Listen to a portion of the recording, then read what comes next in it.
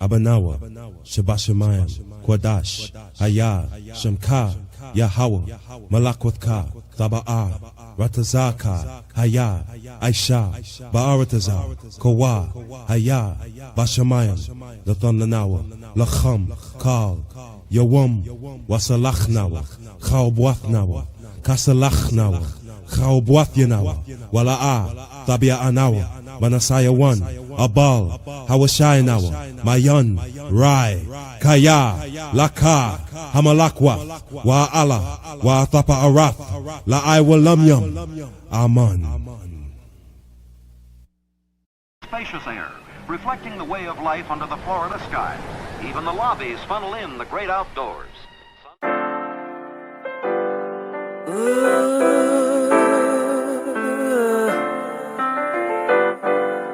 Chosen. I was set apart for God's use. Chosen.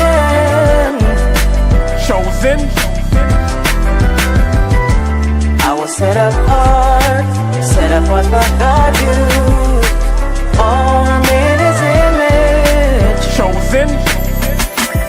They say the chain of Shaitan is not that strong. They say his time is running out, he ain't got that long. They say murder, murder, kill, this is not that song. Said I won't amount to nothing, they got that wrong. Cause I was set apart and I was shown the light. And if I get the kingdom, I'll be clothed in white. 1/3 will be delivered and the rest were blinded. Their fate is set in stone, what you ain't read the fine print? Christ is gonna give a crown to us. In the end we'll have the nations bowing down to us, with their faces to the ground to us. It's the truth, as crazy as it sounds to us. Jacob forever rules, and we're his precious jewels. Showed us love and patience, put us above the nations. And that's the gospel, thank God for choosing me. Bad news for you, it's really good news for me. I was set apart for God's use. Chosen. I was set apart for God's use. Formed in His We're not the same as these other image. nations. Let me tell you why. We have a different kind of shine, a different kind of mind. The rhythm's not the same, we're on a different type of time. With a different kind of pace, a different kind of race. The season's not the same, we have a different kind of taste. A different kind of salt, we are so not them. Got my sword and my shield, man, I'm so locked in. And when I came to serve Yahawah, put my whole heart in. So I can't sit calm, I'm no Martin. And that's a reach, y'all, chosen to teach y'all. Every Sabbath you can find us in the streets, y'all. Dear Yahawah, my nickname is Priest, y'all. In the gym, they say that I'm a beast, y'all. Set apart, the nations all hating me. Set a trap, they lying in wait for me. Chris Paul, they don't wanna play with me. But if you love me, I'm asking that you pray with me. Cause I was set apart for God's use. chosen. I was set apart for God's use. Formed in His image. Chosen. And thou art an holy people unto the Lord thy God. The Lord thy God have chosen thee to be a special people, chosen above all people that's on the face of the earth. That's Deuteronomy 7:6. That's you, black and Latin man. Chosen. That's you, black and Latin woman. Yeah. And we were chosen. Chosen.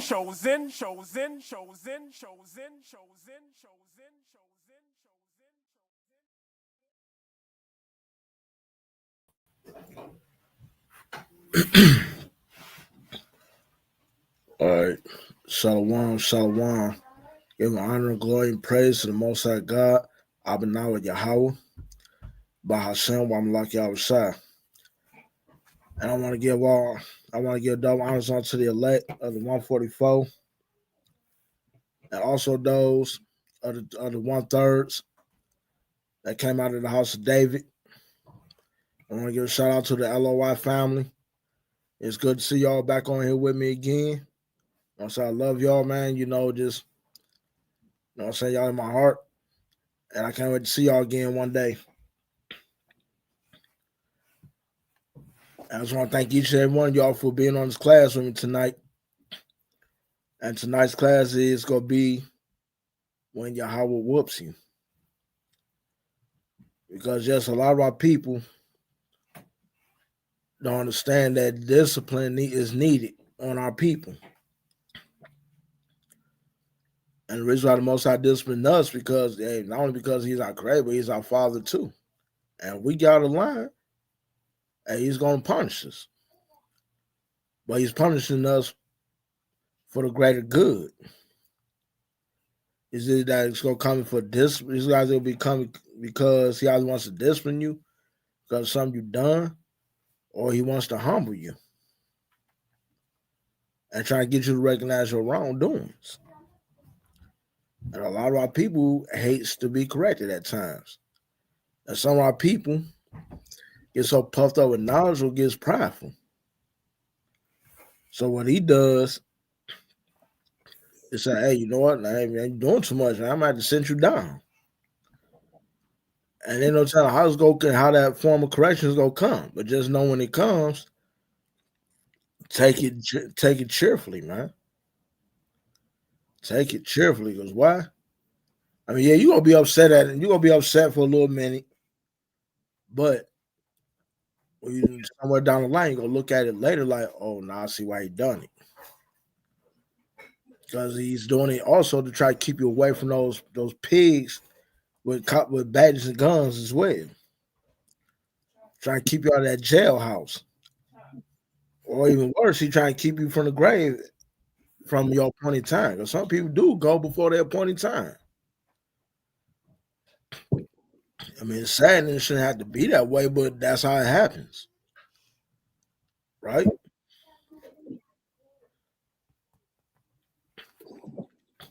So to start off with, we're gonna go to go to Deuteronomy chapter 8, verse 1. Start at verse 1. All right.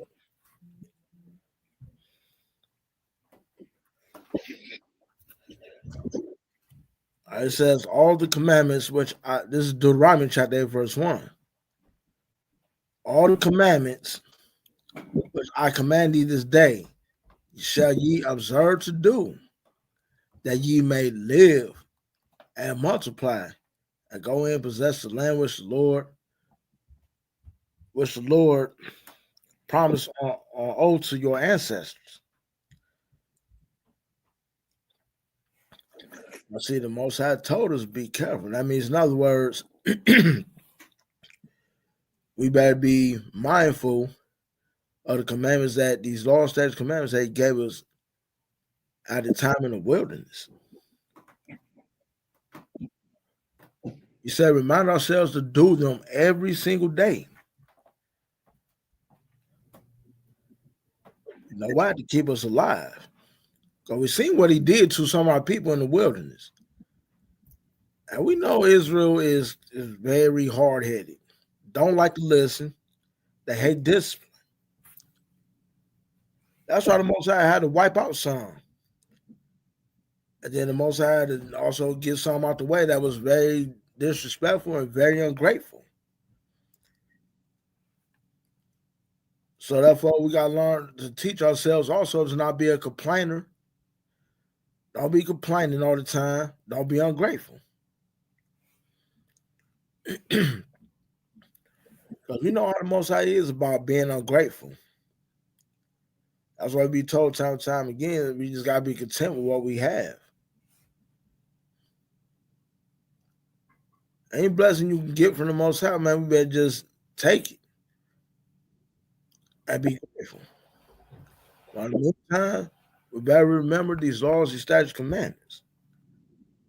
I mean, we already in captivity now because of we didn't listen. And we saw that got us. You see what that done for us, right? All because we couldn't stop the idolatry. We couldn't stop the lewd acts. We couldn't stop being spiritual whores. We couldn't stop doing this with this man's wife, or a married woman couldn't stop messing with another married man. We kept stealing and just being hateful towards one another. So I guess Most High got fed up with us, say, okay, you know what? I'm gonna show y'all better than I can tell you. And that he did. He showed us better than he could tell us. All right, let's go to verse 2. And thou shalt remember at the way which the Lord thy God led thee these 40 years in the wilderness to humble thee and to prove thee, to know what is in thine heart, whether thou wouldest keep its commandments or no. So yes, the Most High is going to test. The Most High is going to test your faith, and he's going to test to see whether you're going to be on his side or keep his commandments or not. So the Most High tests us for these things. Should we not test our people? That means that going to show that, yes, we got to test the spirits of our people to see whether they're going to keep these laws and commandments right along with us. Because if they don't, just like if we don't keep the Most High God's laws, statutes, commandments, he got to remove us. If they ain't willing to keep it, then we got to move them from us. Because why? Then they can mess around and corrupt us, and we'll go back to doing to the things of the world.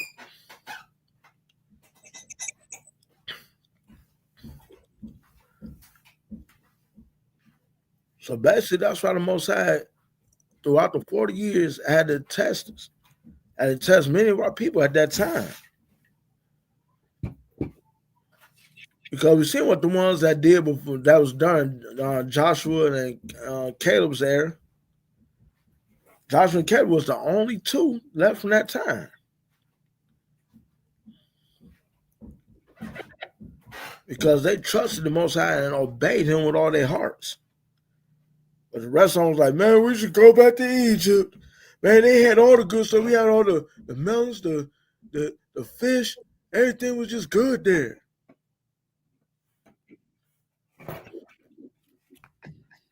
It's going to show that sometimes Israel can just be a glutton for punishment.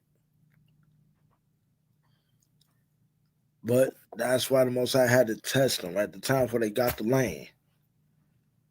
Verse 3.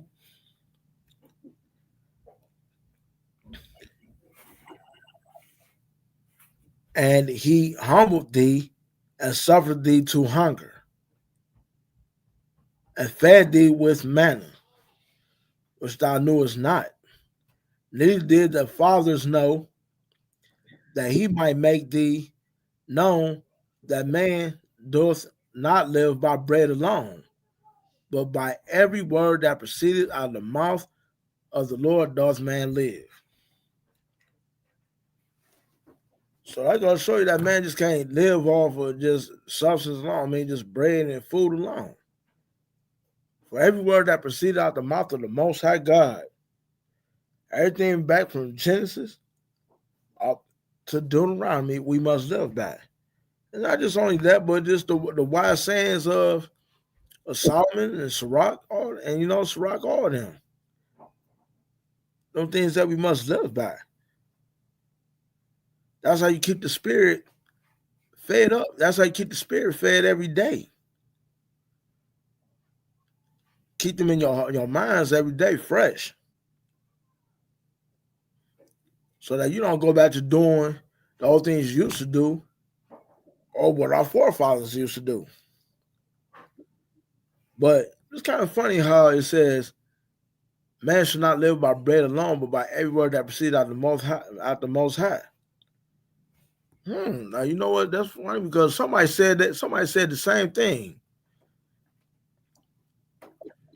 So it got to be Yahawah because he said it in Matthew 4, verse 4 and Luke 4, verse 4.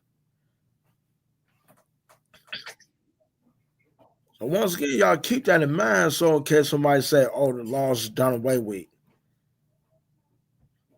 Okay. That's why it's good that you line your precepts up. Every word, not some of the words, not here, there, and there. every word that proceeded out the mouth of the Most High God, we must live by. Right? Now let's go to let's see.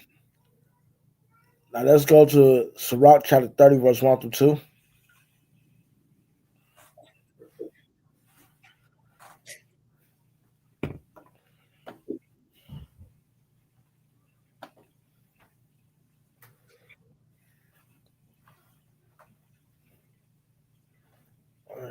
Let me see.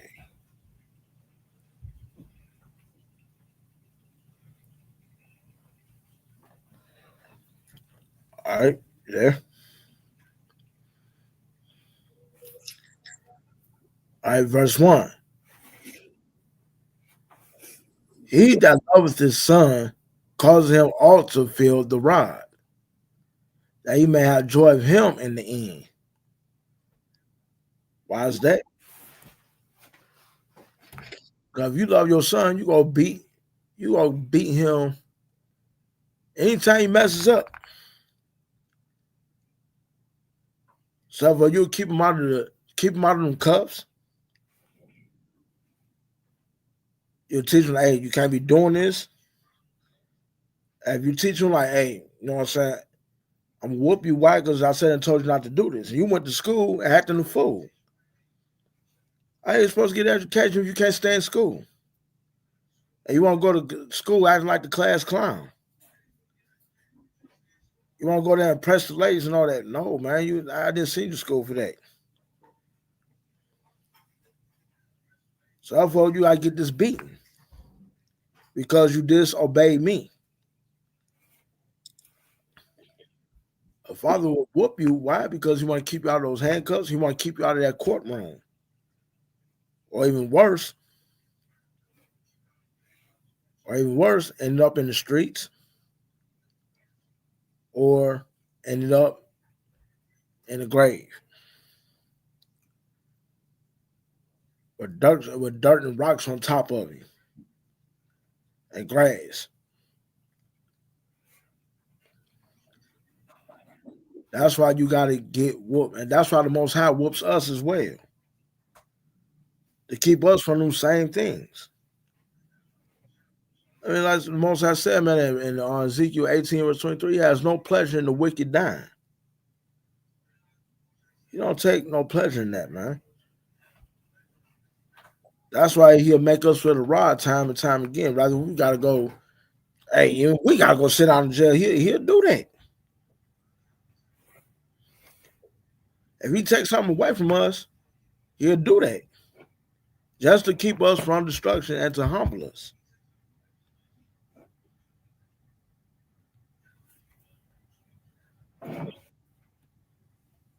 So I said, man, don't get mad at the Most High or despise him when he whoops you. Just notice that, okay, I messed up. And if you know that you messed up, correct it. Take the correction from him and then correct it. And keep it moving. Don't get me wrong now. We all know that when we came into this walk, we know it wasn't going to be easy, but hey, it's got to be done because he called us and we answered.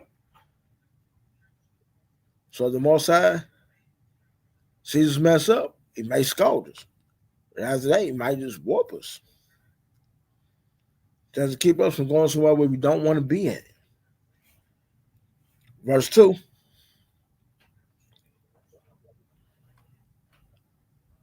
Oh, Salakia. And when he said that he may have joy of him in the end, so therefore the father will have joy of not only seeing his son being successful, but he also get to see his grandkids, or maybe even his great grandkids, which would be his reward.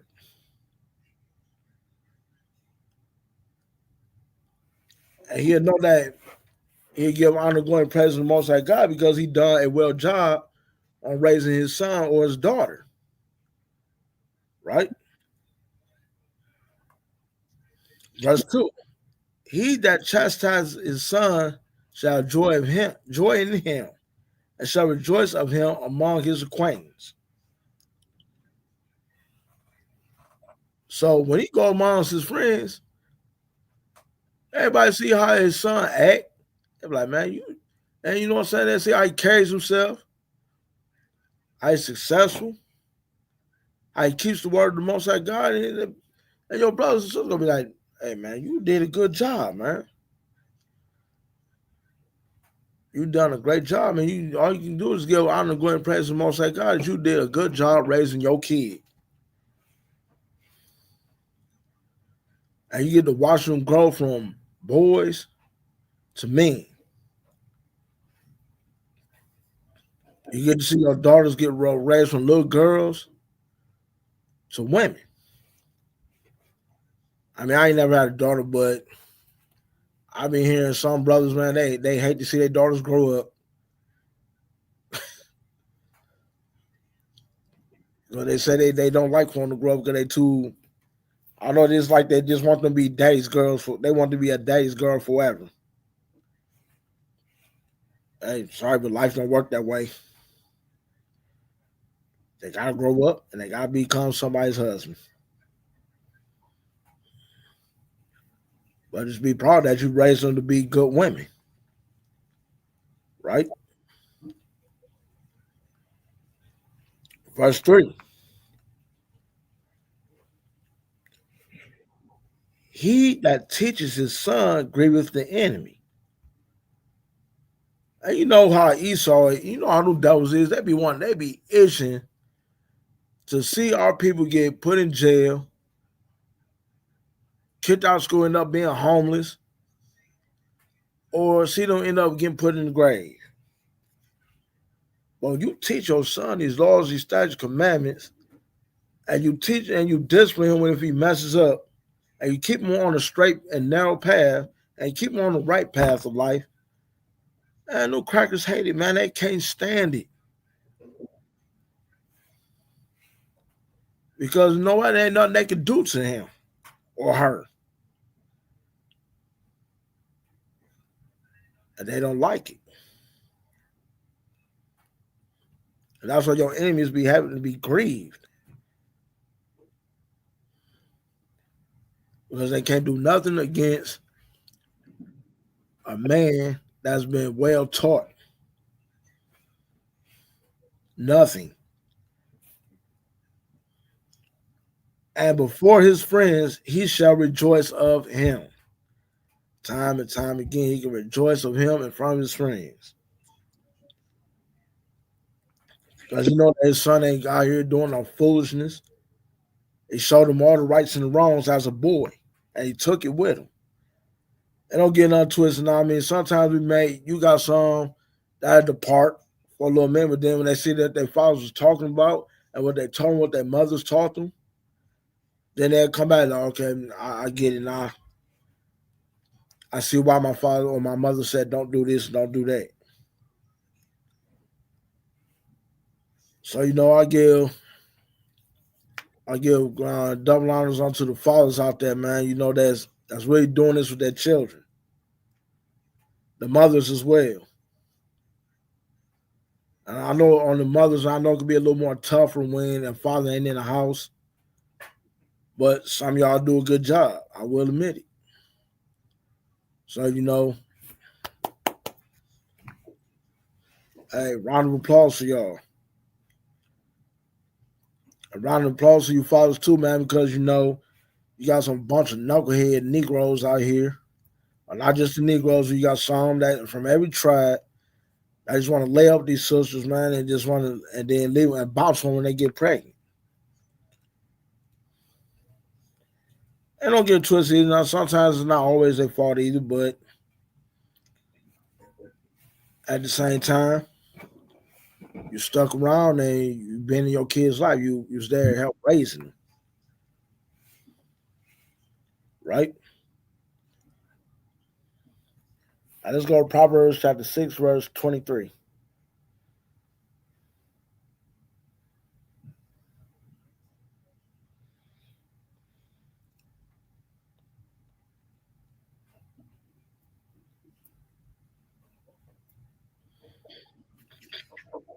All right.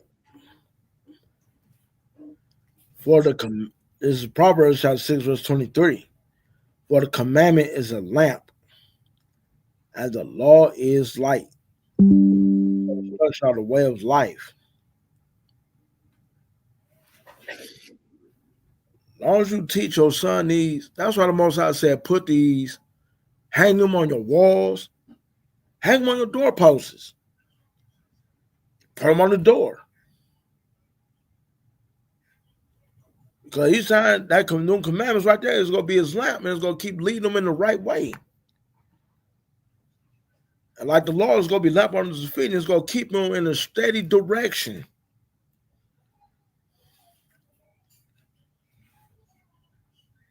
And the reproofs is going to be his instruction and his way of life. You instill them in this while they're young, they're going to take it with them when they get old. And then he's going to pass these ways down to his children.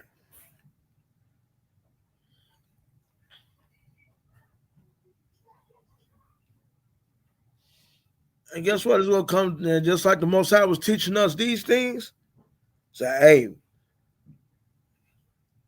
teach them to your children and teach them on to your children and their children's children. This right here, these all set commandments supposed to be a generational thing. But because we became hard-headed and lost our way, many of us got beat by the Most High. We got disciplined by him, corrected.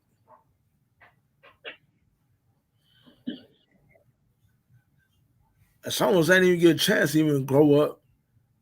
A lot of us ain't even get a chance to even grow up in this truth. But now that we came to this truth, like, as we say in the Most High's appointed time, now we got a chance to grow in wisdom, grow in knowledge, and now we can teach this to our young ones. I mean, of course, I don't have anybody young. My kids old, so.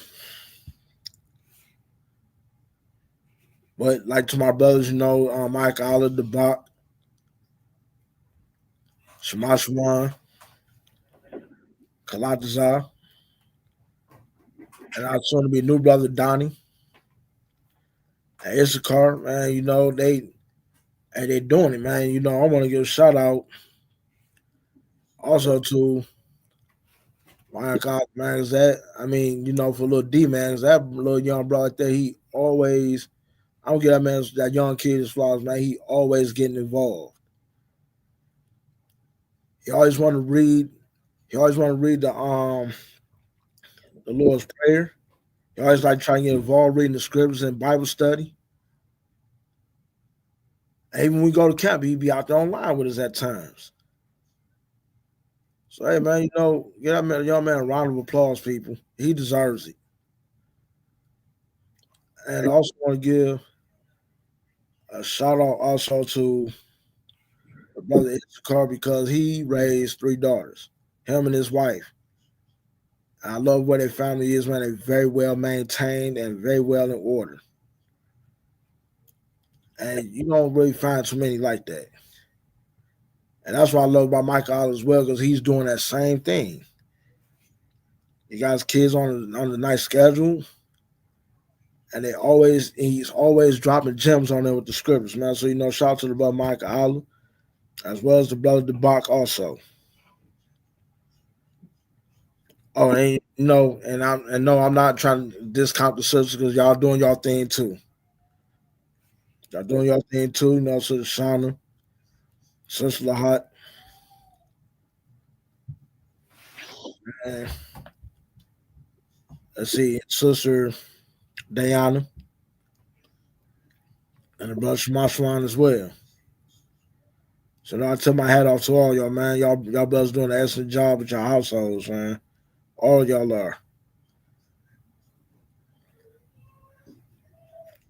So like I said, man, just make sure they keep these commandments, man. It's light unto them.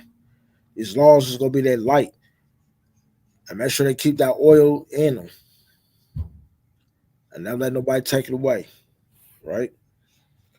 And we're gonna jump back, stay in the same book, and go to chapter 3, and we're gonna start verse 11.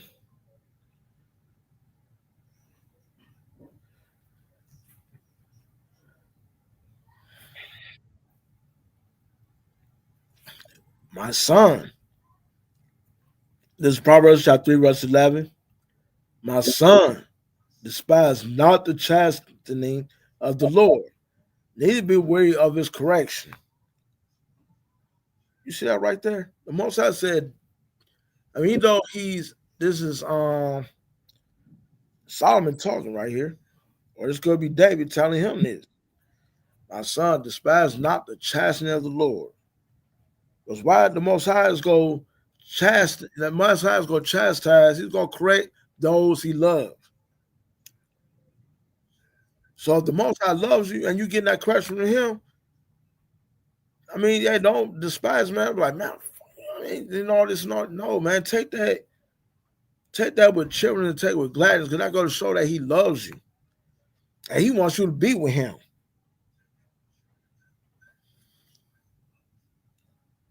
And neither be weary of his correction. Because why? The more times you get corrected, the more wiser it's going to make you. The more wiser you going to become. The more knowledge you going to gain. Then you're going to be able to show your children this. And guess what? The Most High going to do the same with them. Even at times, even in your adult stage, you're going to still make mistakes. But the Most High still going to correct you.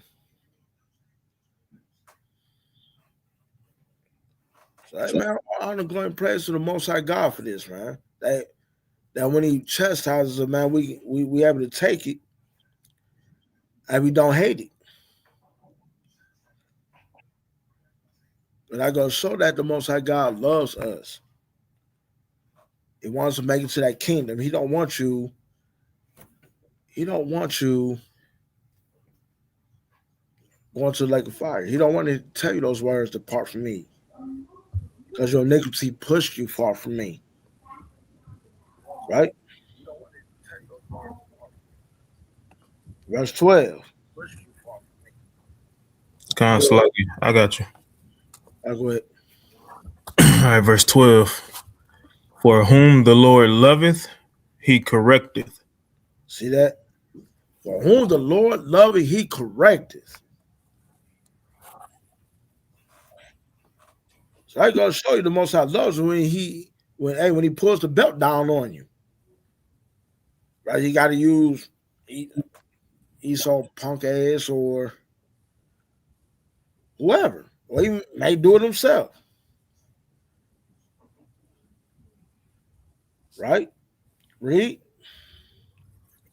Even as a father, the son in whom he delighteth. Even as a father, the son in whom he delights.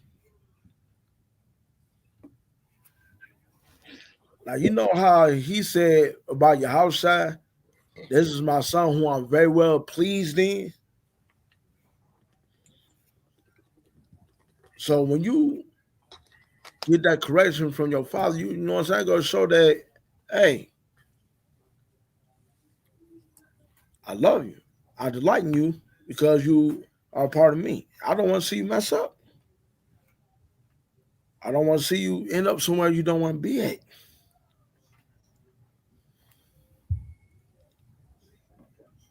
So basically, take correction with pride. And I know that's easier said than done, but hey, do it. Because it's going to make you better in the end.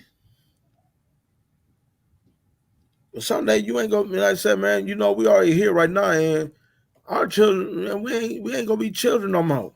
Our children ain't going to be children no more. They have to grow up, and they got to be in our spot. Because like now, we in the grown-up spot now. Because all the correction we had to get in life. It may get some more coming. But hey, just know that when it comes, we know that it comes from the Father, and we know what it's about.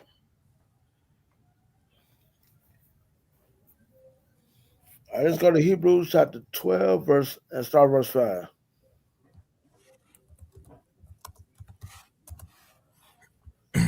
It's the book of Hebrews,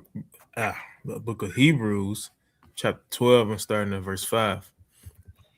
And ye have forgotten the exhortation which speaketh unto you as unto children. My son, despise not thou the chastening of the Lord, nor faint when thou art rebuked of him. I see that saying the same thing. My son, despise not the chastisement of the Lord. Don't faint when thou art rebuked of him.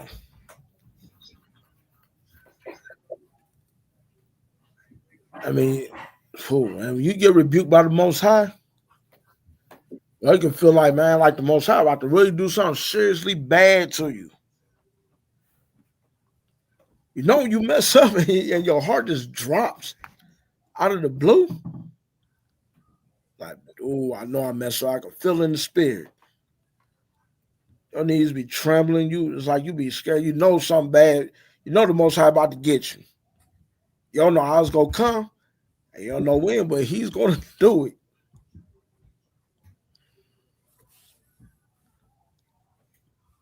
But when it happens, just don't give up. And just don't give up. Just know that it's for your own good. Read verse 6. For whom the Lord loveth, he chasteneth, and scourgeth every son whom he receiveth. Once again, Most High chastise who he loves. And scourges every son who he receives. Just like with your sons. If your sons screw up, they go get dealt with. The daughter screws up, they just go get dealt with. And you may do it just to keep them from making the same mistakes you made. But we already know the Most High don't make mistakes. He never had, never did, never will. If he punishes you because he don't want you to do it again.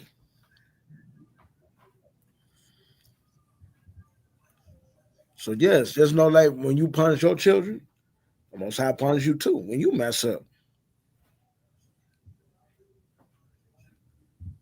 And don't sit there and think that because when you get your butt whooped, don't mean that it comes out of hate, no, it comes out of love. Because I ain't gonna lie, when I was a kid, I used to get my butt tore up. I used to think, like, man, my damn dad, man, my damn aunties doing, they hate me, man. I used to really think that.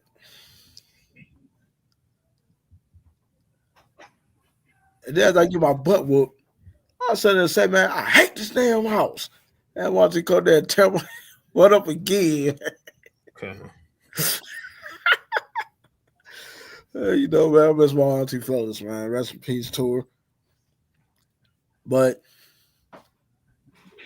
now that I look back on it,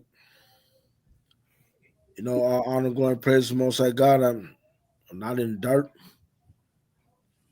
I'm not a memory. I may have some memories, but I'm not a memory. I ain't behind bars. I ain't getting nobody come to visit me, and I ain't asking, hey, when y'all gonna come back and see me again?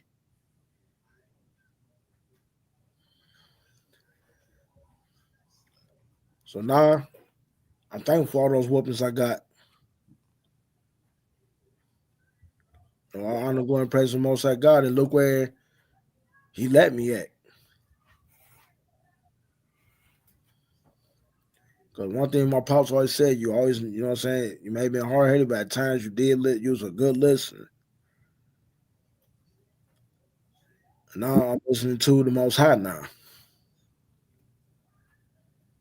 Right? Verse 7.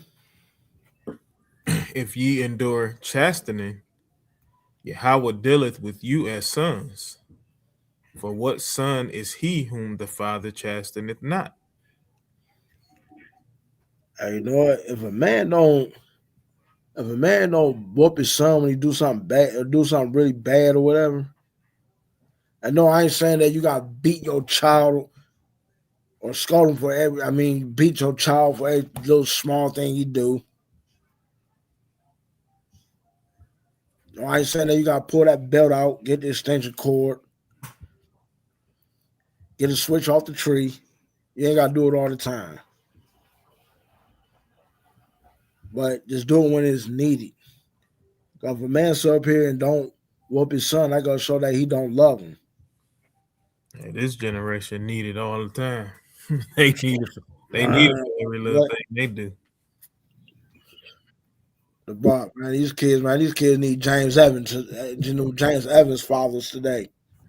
They need the damn parents we had. Me or them 80s kids had, man. We had some hardcore parents, bro. Let me tell you, man. That's the damn type parents they need. They need them 1950s parents. When them parents would put hands on you. Mm-hmm. Get online, man. They're literally dog walking and don't care if you do call police. They'll beat you in front of the police. Okay. Hey, it was to the point with my parents, they like, you can go outside, but if I look out the window and I can't see you, you went too far. You know what I'm saying? Nowadays, these kids, they go do any and everything, man. All at the mall by themselves, which it was crazy. I'm sure you heard about it already. Them kids that was fighting at Fairlane Mall. Yeah, I saw that today. I heard about that, man. You know, a sister that shared on my Facebook page. I'm like, what? A shooting at the Fairlane Mall again? Three kids got killed? Man, these little kids, I'm telling you, man, they need them James Evans fathers today. Bro, man, like our parents used to tell us, man, we give y'all an inch, y'all take a mile. You give these damn kids an inch today, man, they'll take the whole damn road and the interstate freeways with it. Okay.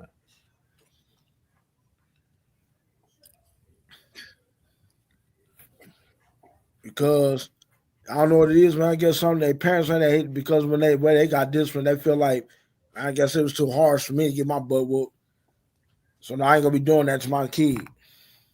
But now look what your kid doing.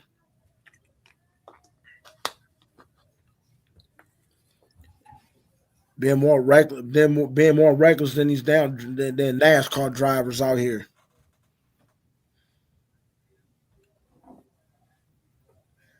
And don't want to take discipline. Can't tell them nothing. Yeah, but that's YN mentality for you. Mm-hmm. Verse 8. But if ye be without chastisement, whereof all are partakers, then ye are bastards and not sons. And a bastard child gets no love from the Most High. That's why he allows some other nations to do what they want to do. Because they are not his children. He did not choose them. He did not make that covenant with them. He made it with us. Therefore, that's why we get out of pocket. And like Adamical Sue, he come to get that quarterback. So if he tells you don't leave the pocket, you better stay back there. Not only is the Most High the Most High the father, but he's also the head coach of the team too. And you better play your position right. Unless you just go get handled. If you don't want to do what I say, ride the bench. But if he don't deal with you, that means that you're not part of this.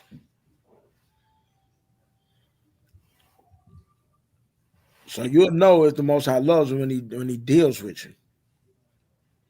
And at times he might not do it right then and there, but he'll deal with you later. He'll get you. But if you don't, just know that you are not part of this and you are not part of the 12. You got anything you want to add, bro? Keep reading. All right, verse 9. Furthermore, we have had fathers of our flesh which corrected us, and we gave them reverence. Just like how you did, before class even started. You know what I'm saying? Or that's how pretty much how you start any class that you do. You know what I'm saying? You reverence the brothers that came before us, you know what I'm saying, in this walk in today's time, which internally is the same thing as reverencing, our forefathers, even in the scriptures. You know what I'm saying? We give them reverence. Moses, Abraham, Isaac, Jacob, Noah, so on and so forth. Right? Go ahead. But he, Mr. shall we not much rather be in subjection unto the Father of spirits and live? Come, we got to be in subjection to the Most High, right? We know that Yahawah is literally the Father of spirits. You know what I'm saying? So we need to be in subjection unto Him, right? We need to do what we say. Otherwise, we deserve every whooping that we get, right? Go ahead. Verse 10. For they verily for a few days chastened us. See that? For verily, for it's just chastening. A lot of time is not as long, right? A lot of times it's self-inflicted even inside your mind, right? So he says, verily, for a few days chasten us after their own pleasure, right? But go ahead. But he for our profit, The Most High do it so we can gain knowledge, wisdom, and understanding, right? that we might be partakers of his holiness. This is the only way you can be a part of this, right? So I'm gonna get one more. Let's go to 2 Timothy, chapter 3. I don't think it's first. 2 Timothy. Start at verse 1. This know also that in the last days perilous times shall come. Mm-hmm. For men shall be lovers of their own selves. This is how you have these type of men created, by not chastising them, right? You babying them, you pacifying them. They do something wrong, you look the other way.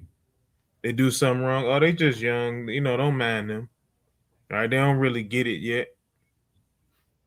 This is how these type of men, when they become men, this is how they get created. Brothers in the mirror brushing their hair, you know what I'm saying, for 10 minutes, like a woman. This is how this is created. Go ahead. Yeah, want to be pretty boys. God, Rico Suave. Right. Covetous, boasters, proud, blasphemers, disobedient to parents. Mm-hmm. And this is when you deserve the most whooping, right? This is when you get whooped as a young child, right? This is at least like how Yahshua said. This is how we came up. We disobedient. We did something that we wasn't supposed to do, and we was literally told not to do. You know what I'm saying? That's how we get the whooping. But nowadays, people look the other way, right? So now we have men that's lovers of themselves. They don't even take care of their responsibilities. They may even be there, but they don't take care of their responsibilities. They allow the streets to raise their children because they still want to run the streets themselves. All right, go ahead. And then even what's on top of that, man. Some people, you know what I'm saying? You got some parents that just don't want to be parents. Mm-hmm. Some might be trying to match, and I just said match energy with their kids, try to be their friends. You cannot be your friend's parents. That's gonna grieve you in the end. I fact, that lesson that might be on here later. Unthankful, unholy. Keep going. Verse 3, without natural affection, truce breakers, false accusers. And you know what it's sad? You got a lot of these kids right now that does a lot of this right now today. Mm-hmm. All because they try to be cool with their friends. If their friend lie on somebody, they gonna lie on somebody. That's my dog, man. I'm rolling with him. And that's how you always end up in some type of trouble you don't need to be in. You may get away with it right now, but the Most High say, okay, you know what? Since you did that to him, I'm gonna do worse to you. That's why it says, do unto that person as that person will do unto you. If my word is wrong, forgive me.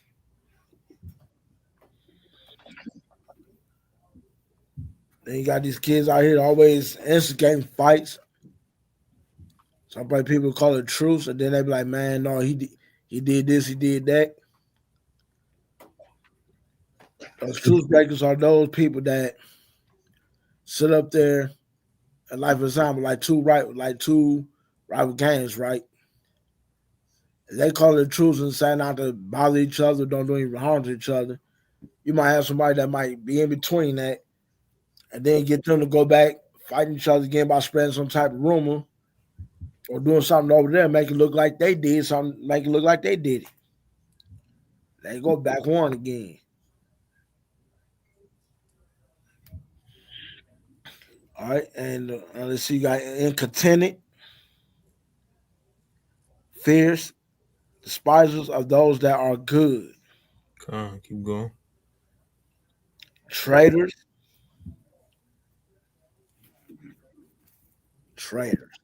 traitors, traitors. And you got people out here right now. Man, you got these kids out right now, man. That busted kids brain open for $20. Less. They'll do it just because they revere the person that's telling them to do it so much, or they want to fit in. They probably killed these kids probably killed each other for a bag of chips. In fact, I think I seen something like that on the news the other day. Somebody got shot over some chips or a drink or something like that. Right? I mean, like, damn, man. But like they said, only in Detroit. Am I right? Only in Detroit.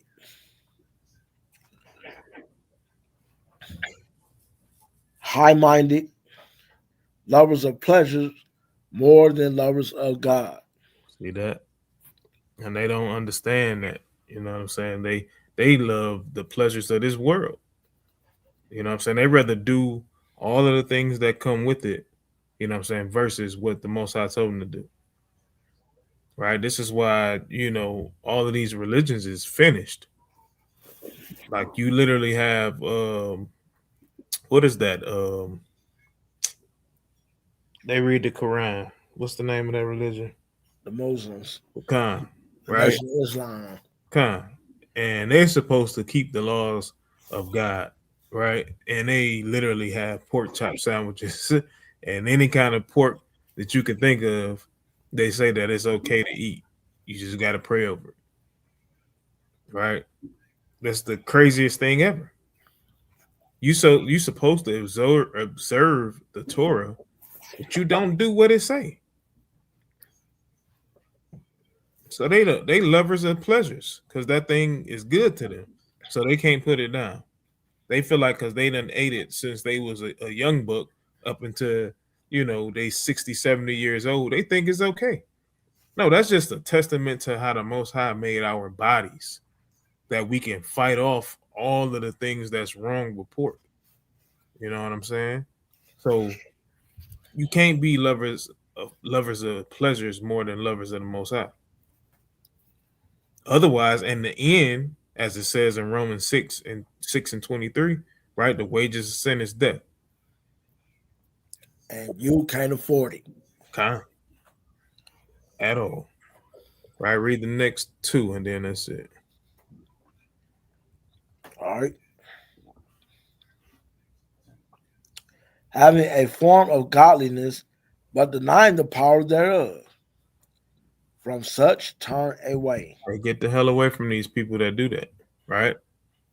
The Muslims, Christianity, all get away from that. Go ahead. Because these men do what? For this sort are they which creep into houses Mm-hmm. and lead captive silly women laden with sins, that way with diverse lusts. See that? This is what they do. They get into the homes and they break up the homes. You know what I'm saying? Telling the women that, hey, their husband don't deserve you. That's what they do. You know what I'm saying? They see these women coming inside their churches and they having one-on-one counsels with another man's wife without his knowledge, without his consent. But they get mad at the Israelites and they say they say we this, that, and the third. Are we in a cult? Okay. But Peter said they was gonna say that though. That's right. You know what I'm saying? So we gotta do better as a nation of people and all of that. You know what I'm saying? If something is going on in your life, you know what I'm saying, rejoice.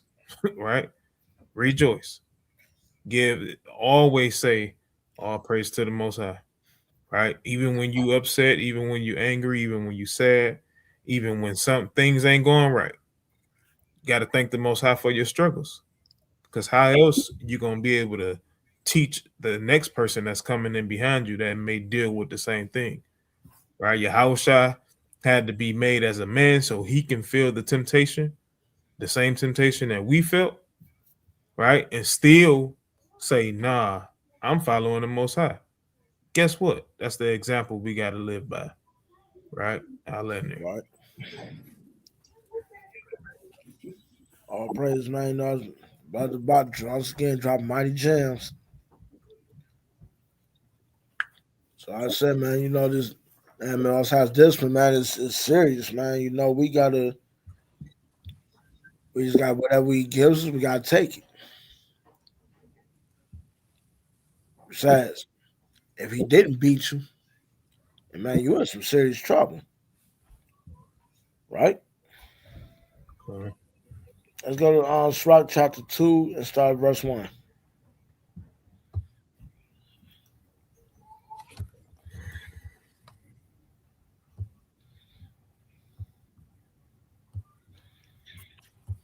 All right, it's the book of Sirach, chapter 2, and verse number 1. My son, if thou come to serve the Lord, prepare thy soul for temptation. Prepare thy soul for temptation. Why? Because you, no matter what, when you come to serve the Most High, Satan gonna be trying to tempt you in every way that he can. Because why? He wants to get you down in the lake of fire with him. So guess what? Every day you know what I'm saying, when you know that you repented and say keep these all statutes and commandments, hey, it was war. Satan ain't gonna bother you when you're in the world.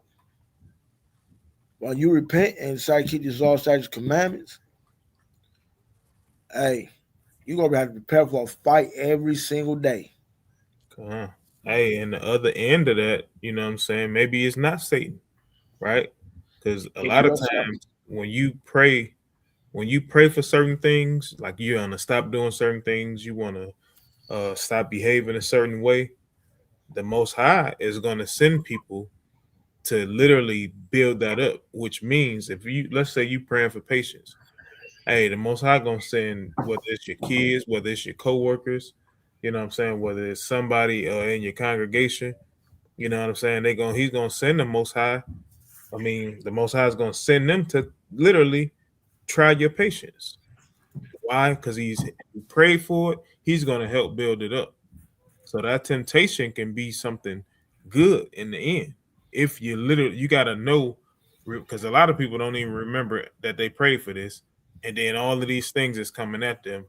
And they're like, why? Is people testing me? That's the question they ask themselves. Well, guess what? You prayed for something. You think the Most High just going to snap his fingers and you going to have it? Now, he can if he choose to, right? But Hey, anything worth having, hey, you got to work for it. Con.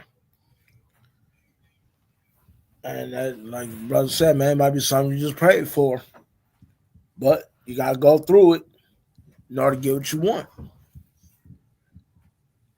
If you ask for the Most High, you know what I'm saying, like the hey, give me a spirit to be long suffering towards my people. Like Brother Dubois said, you gonna send some people right there that's gonna get on your nerves. You're gonna send people your way to keep testing you, and guess what? You just gonna have to deal with it. You might get them upset at a time. You're gonna be like, why the fuck is this? Why do people keep bothering me, man? Why they keep testing me for, man? My patience running thin. When you say that, you gotta catch yourself like, oh, hold on. I get it now. Okay, so I pray for this. Well, let me go show the Most High. I can handle what I prayed for.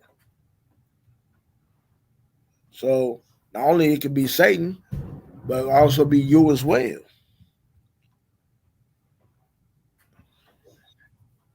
So whatever the Most High bring your way, you got to just take it in stride.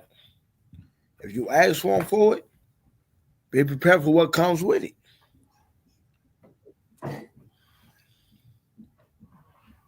But remember, it's you that's going to have to be the last man standing in the end of it.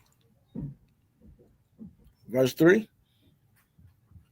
Verse 2, Slakia. Yeah, verse 2. It says, set thy heart aright and constantly endure. See that right there? Set your heart right. I mean, set your mind in the right place and constantly endure through whatever comes your way. Read. And make not haste in the time of trouble. Now, if some adversity comes your way, don't be too quick to make a bad decision. If you make that bad decision, you messed up. And you're going to pay for it.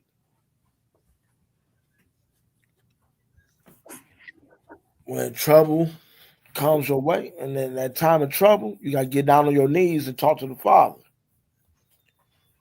Because why? He's probably doing that to see if you trust him. He's probably doing that to see if you're going to come to him. And come to him and all your faith, and know that, hey, he can get you out of this. He'll show you how to get out of this. Right? Verse 4, 3.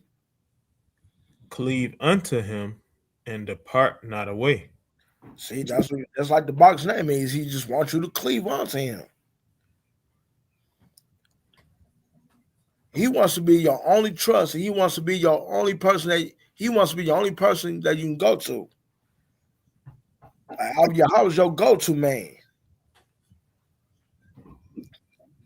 So basically, hey, you cleaving on to him. You hanging on to him. But when all the chips are down, when you got all your chips are down, you can put your last, man, you can bet your last dollar on the Most High, and you still gonna come out winning more than what you put in.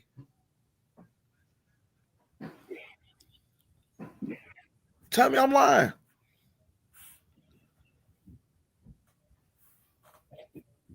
That's what he wants you to do. Put all your faith and all your trust in him. So he puts the things so you can cleave only onto him. Read on. Cleave unto him and depart not away, that thou mayest be increased at thy last end.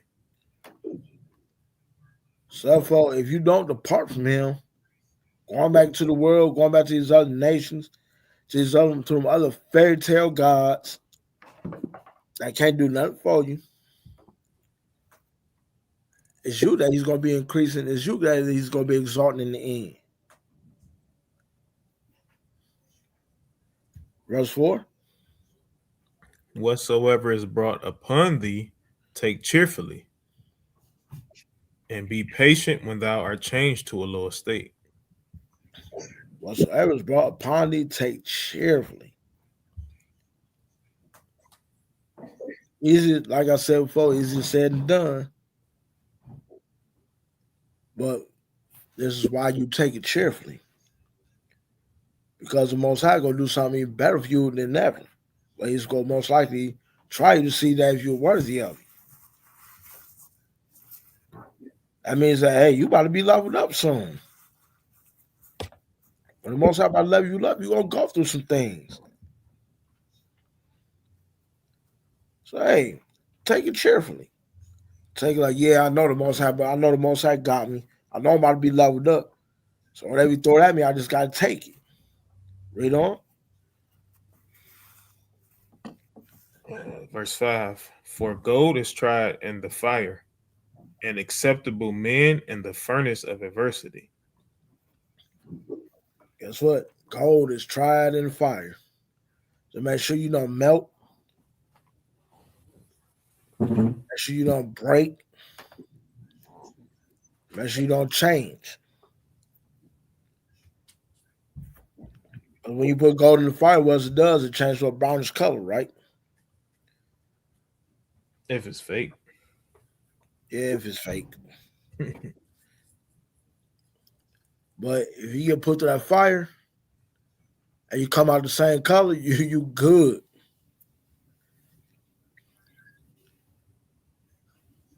That means you're going to the bank. Like that song says, ultra pure gold, don't approach the throne. Coming out ultra pure gold. That gold that don't melt and that gold that don't change.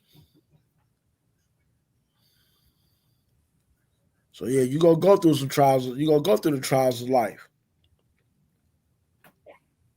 You're gonna go through it. But guess what? You're gonna come out brighter than ever. And you're gonna come out stronger than ever.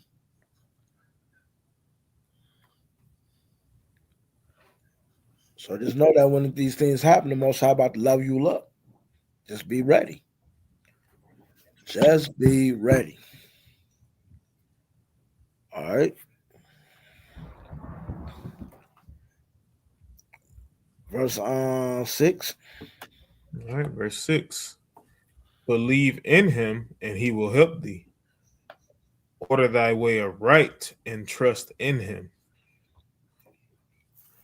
See, the more you believe in him, the more he's gonna help you. And of course, he ain't gonna do it right then and there on the spot. But just know that when it happens, it's like, hey, oh, this right. The Most High, I trust in the Most High, and I believe in him, and this is what he gave me. And that don't mean like some material type blessing. It could be a blessing that that comes from the book. Like you might ask from the Most High for more wisdom. You ask the Most High for more knowledge. You know what I'm saying? You might ask for the Most High to make you more patient, give you a heart that to love your people, even for those that don't love their people.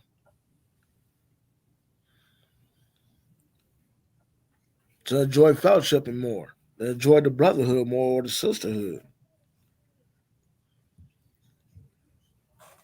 Or he might be asking you, or you might be asking, hey, I want another son or I want another daughter.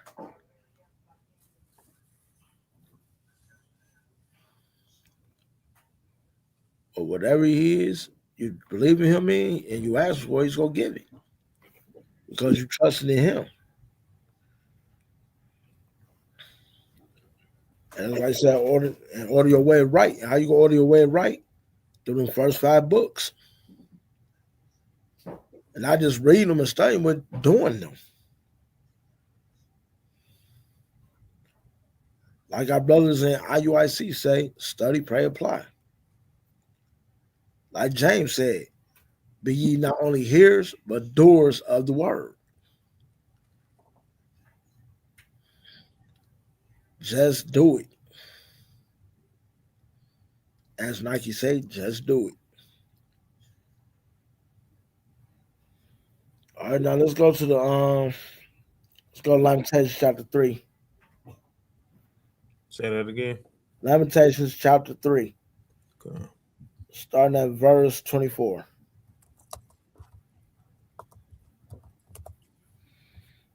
All right, the book of Lamentations, chapter 3, verse 24. The Lord is my portion, saith my soul.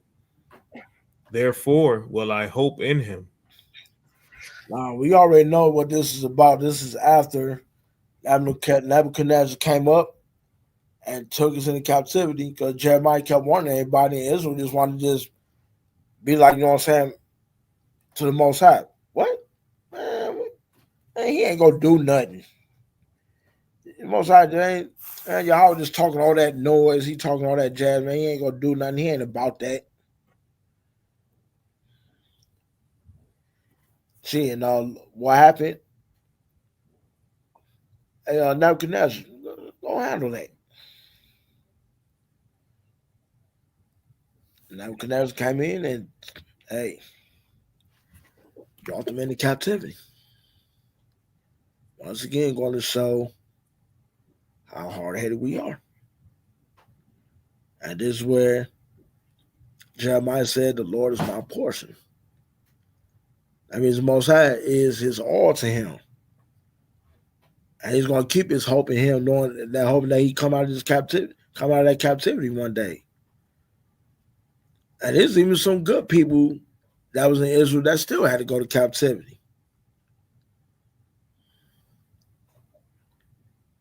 Matter of fact, if I'm thinking right, Baruch was one of them. The scribe, what was that? Was it Ezra scribe, or was he Nehemiah scribe? Jeremiah. I mean, yeah, he was Jeremiah scribe. He ain't did nothing wrong, but he still had to go to captivity. But the reason why a lot of the other Israelites had to go to captivity that probably didn't sin, but they did sin, is because they turned a blind eye when they seen their brothers or their sisters going off. It ain't none of my business. But anyway, that's on a whole nother thing.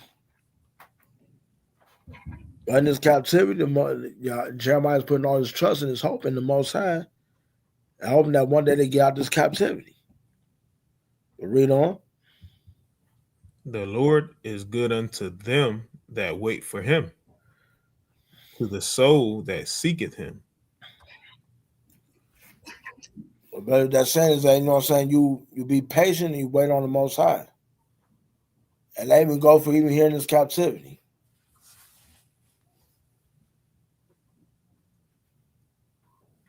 And the more you seek him, the more closer you're going to get to him. And the only way you're going to do that is by doing what he says do.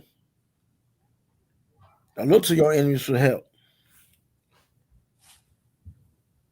And only look to your fellow Israelites for help. Look to him for help. Even in the captivity, we always got to trust our God.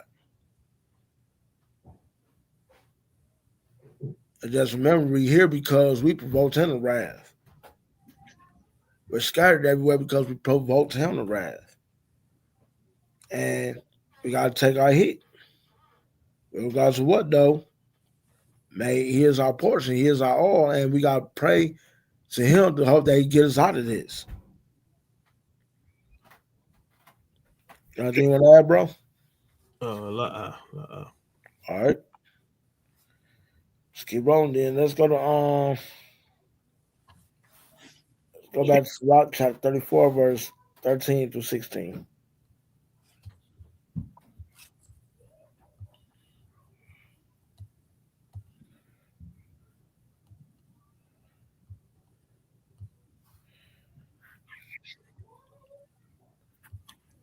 Okay.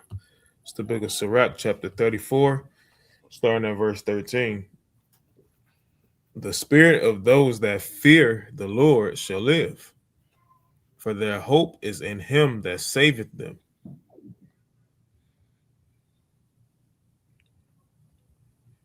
Read on. Salakia. Whoso feareth the Lord shall not fear, nor be afraid, for he is his hope. Whoso fears the Lord shall not fear nor be afraid. That means, in other words, you may fear him, but you're not going to fear them.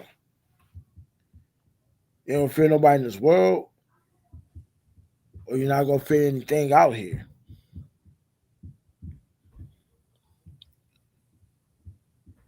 Because why? You know that your God is gonna protect you,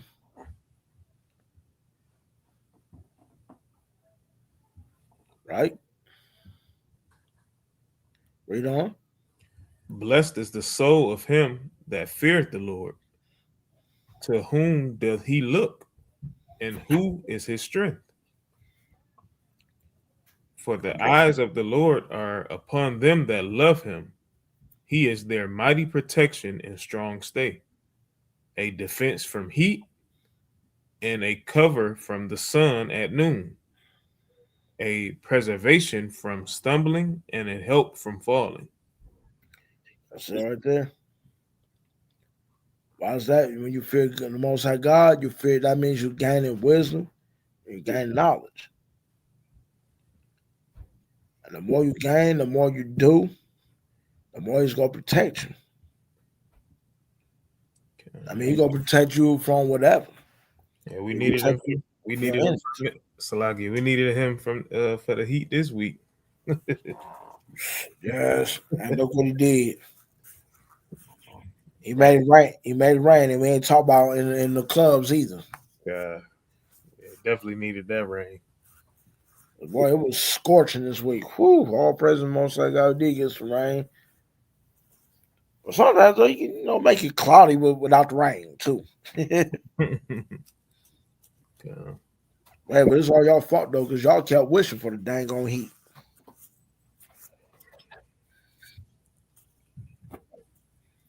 Anyway,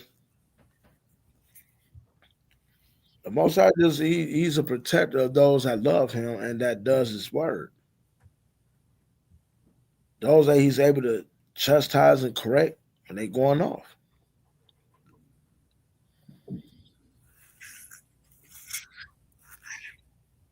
So with that being said, man, just keep on the right path and take your whooping when it comes down upon you. And don't get twisted. Sometimes you might not do nothing wrong, but the Most High might see something in you that he says, no, I can't have this in the kingdom. He can't bring this in the kingdom. When he has to, and you got to take that out of you, right? And I said, man, he'll preserve you from stumbling, and he'll keep you from falling. The more you trust in him, the more you fear him, the more you do his word, the more you trust in him, the more he's gonna keep you from stumbling, the more he's gonna keep you from falling. Right? Let's go to the book of Psalms chapter 34, verse 15.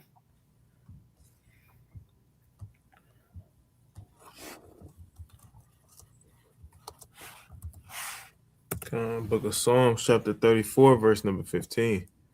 The eyes of the Lord are upon the righteous, and his ears are open unto their cry.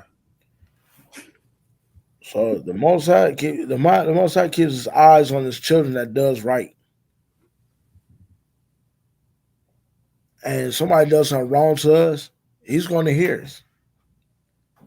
But to that person that done the wrong to us, whether it be one of our own or somebody outside of our nation,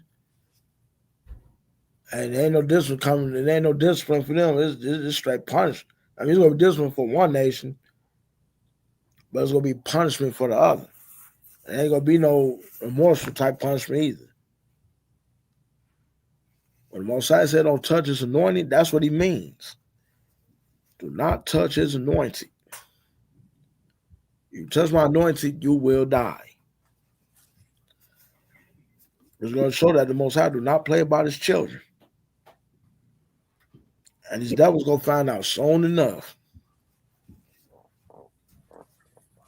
And they'll be like, damn, I should have just left his children alone. Because we know where the Most High eyes are at, on the evil and the good. But his eyes are also on those righteous people. Right? Jump down to verse Jump down to verse 17. All right, verse 17. The righteous cry, and the Lord heareth. He delivereth them out of all their troubles. See that right there? When the righteous cry, when the righteous like knows that something bad about to happen to them, and they know they haven't done nothing wrong, hey, get on your knees and pray. And we already know what to pray to. Pray towards the east. And the Most High is going to get you out of that.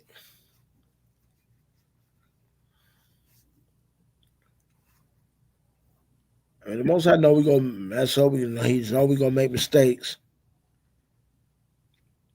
But knowing that when you pray to him, he's coming. When you trust in him, he got you. All right. Jump down to verse 19. All right, verse 19. Many are the afflictions of the righteous, but the Lord delivereth him out of them all. Yeah, in many ways we get afflicted.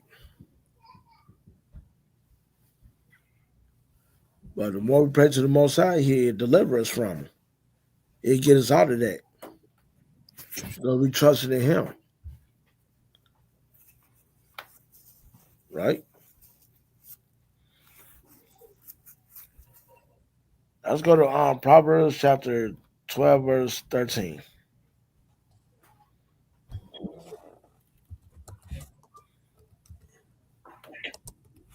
All right, the book of Proverbs, chapter 12 and verse 13. The wicked is snared by the transgression of his lips, but the just shall come out of trouble. The wicked is snared by transgression of his lips. Because he don't not keep his mouth shut.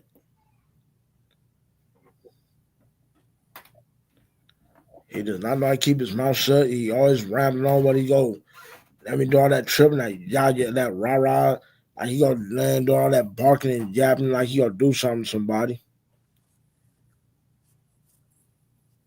And they end up in something he ain't getting out of.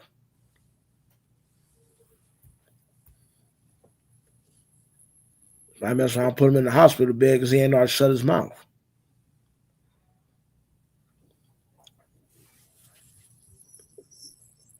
But a just person though, you know what I'm saying, I say in his head, he'll know how to pray to the Most High God, he'll know what to think.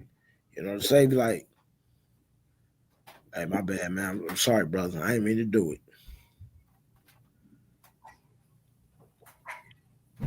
The Most High knows how to get his people out of trouble. A wise man even knows how to get himself out of trouble. Like I said before, a soft answer can turn away strife.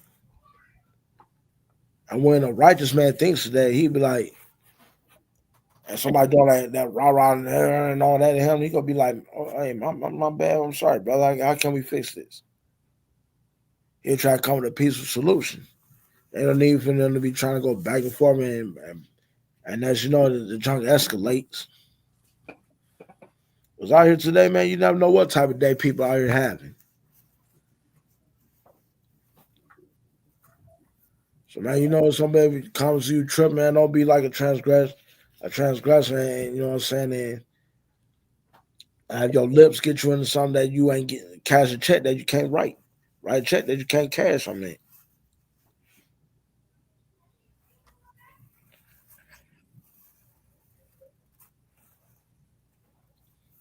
All right, let's go to jump back on one chapter and go to 11 verse 8.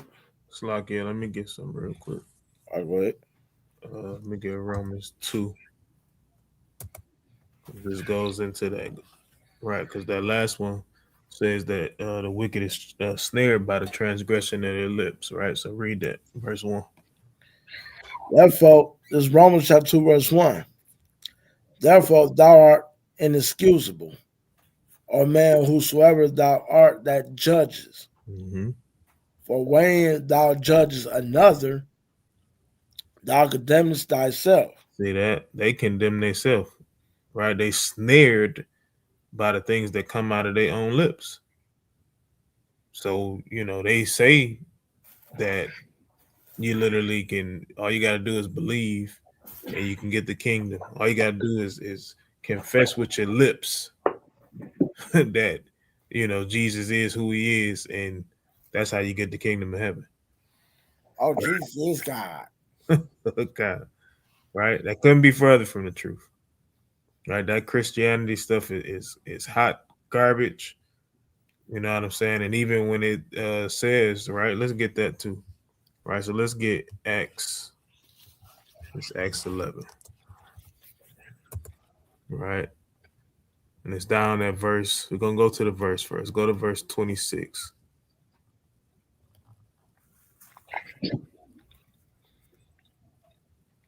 It's the book of Acts, chapter 11, verse 26. And we have found him, so I can read that again.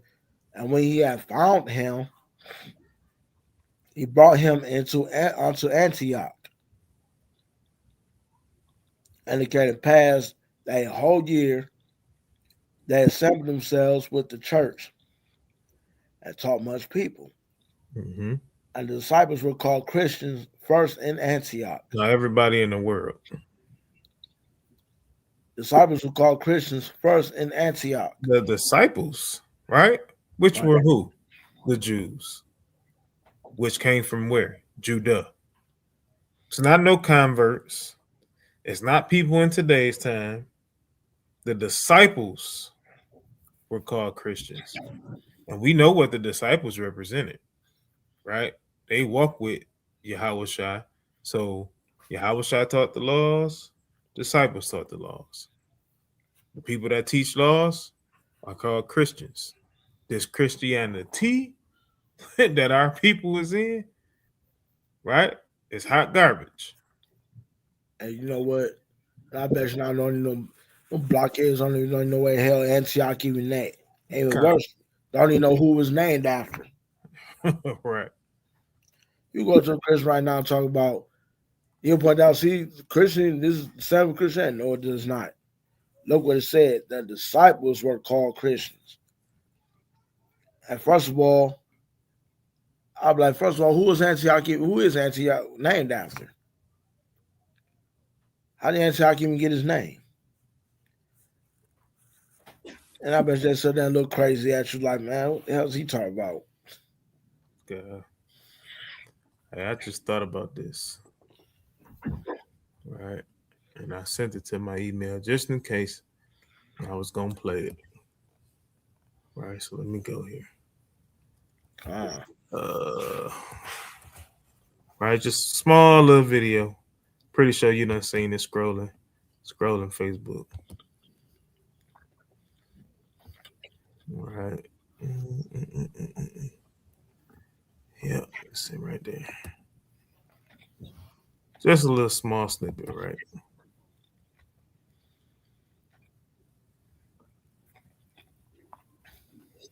Oops. Do you ever get tired of being a fake ass Christian? You don't keep no laws, but you keep sinning. The pastor teaching straight lies, but you keep on listening. Got everything from the devil, but yelling, God did it. Do you ever get tired of being a fake? We gotta let it play one more time. So tell me, do you ever get tired of being a fake ass Christian? You don't keep no laws, but you keep sinning. The pastor teaching straight lies, but you keep on listening. Got everything from the devil, but yelling, God did it. Do you ever get tired of being? All right. That's what you gotta sing to them. They should be tired. Because as we seen right here, that the disciples were the ones that was called Christians. So if they not doing what the disciples was doing, then how they gonna call themselves Christians? Exactly. Right? That's how you know that they not of the Most High. That the Most High didn't, as it said in Hebrews, how you read earlier, the Most High didn't chastise them.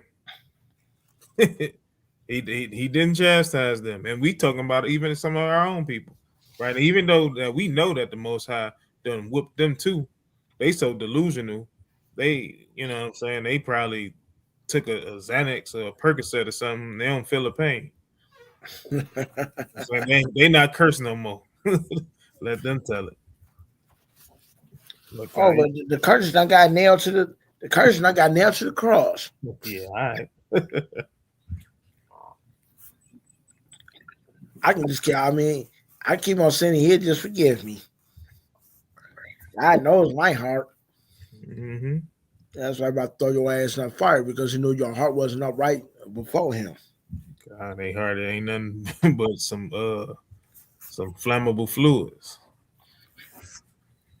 Yep. Run and go to like a fire with some gasoline drawers on. Anyway. You going to Proverbs 11, right? No, we're gonna change that. Okay. Go to First Peter chapter 1, verse 6. Okay. All right. First Peter chapter 1 and verse 6. So I gotta go down to it. Verse 6. Wherein ye greatly rejoice, though now for a season, if need be, ye are in heaviness through manifold temptations. When you are greatly rejoice. Though now for a season, that means only just for a moment. Because you're going through things right now. You're being tempted and you're going through things.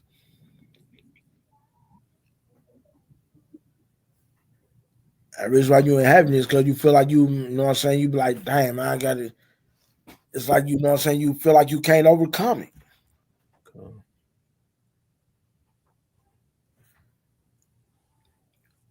But you just gotta understand, you know, the Most High is basically preparing you for something. So therefore, whenever you're going through these many temptations, and don't let your heart be heavy. Don't feel like you ready to give up. Don't be weary for nothing. And like I said, for time and time again, I know it's easier said than done, but you can do it. Read on, verse 7.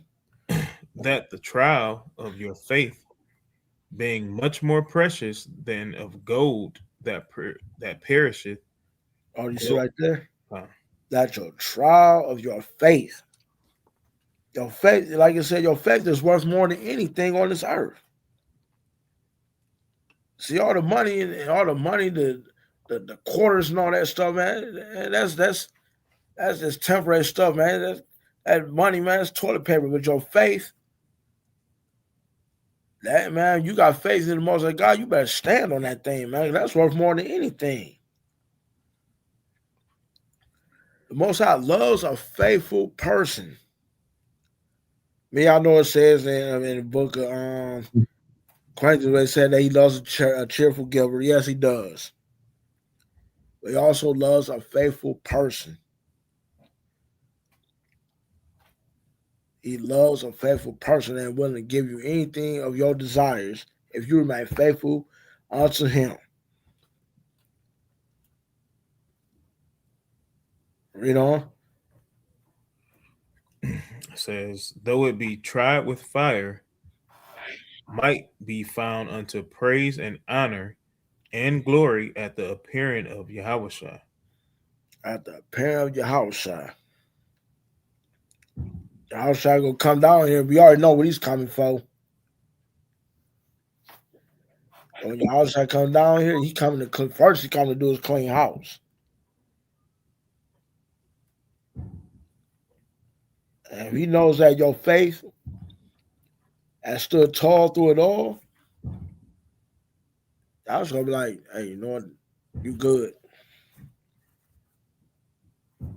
Your faith made you whole. Like he told the old girl. Daughter, thy faith made you whole. Go in peace. You're gonna be like, son, your faith made you whole. Now go to the chariot. Daughter, that faith made you whole. Now go to the chariot. That's why we stood through it all, man. We trusted in our God. And we had faith, that He was going to bring us through this turmoil and all these things that's about to come on this earth soon.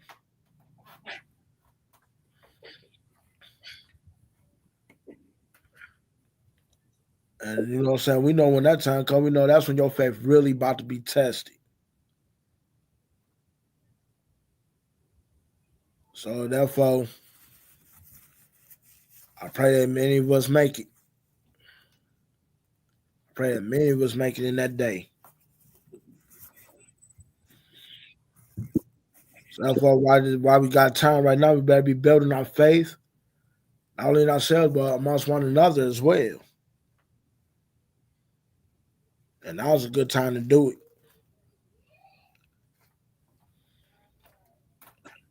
If you ain't got no faith, you ain't getting no kingdom. Okay.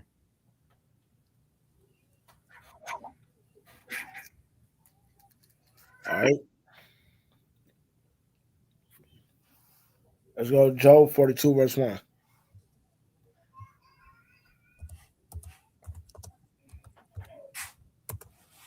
All right, the book of Job, chapter 42 and verse 1. Then Job answered the Lord and said, I know that thou canst do everything, and that no thought can be withholden from thee. Now, this is when the Most High told Job to stand up like a man, stand like the man, gird up your loins and stand up before me like a man. Hey, I said before and I say it again. I don't care how much faith I got in the Most High God, but if He told me to do that, I know He was angry with me. I know my damn legs and let me get up.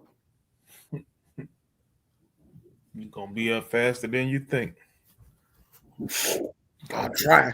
Don't feel like you're in the army again. And I'll be so terrified, man. I think my heart be down in my knees. I want to know how to stand up. I'm like, I forgot how. I wouldn't even know how to stand up in front of him if he told me something like that. This is when Job went through his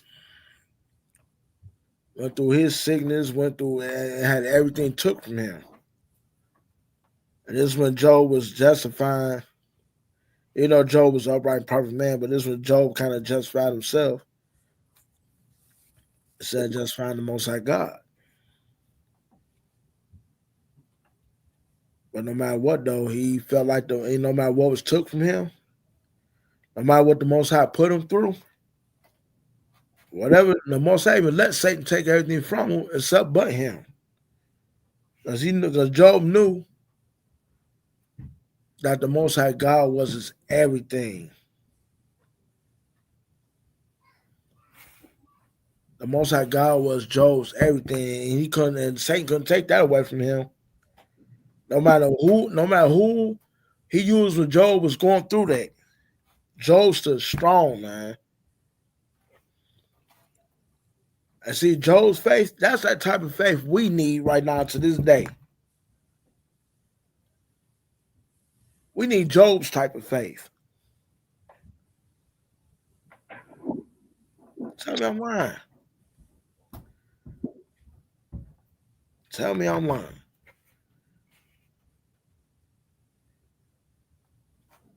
Job done went through it, man. He really went through the fire. And came out better than ever. Because he stood on one thing. That's that Satan and nobody can ever take away from him, and that's his faith in the Most High God. So we better be like this in these times and days.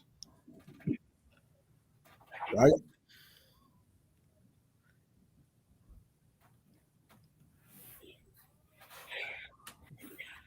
All right, let's go to Jeremiah chapter 32, verse 17.